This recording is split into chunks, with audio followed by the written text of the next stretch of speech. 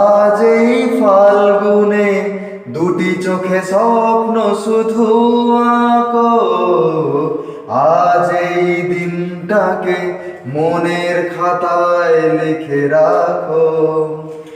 আমায় পড়বে মনে, কাছে দূরে যেখানেই থাকো। হো হো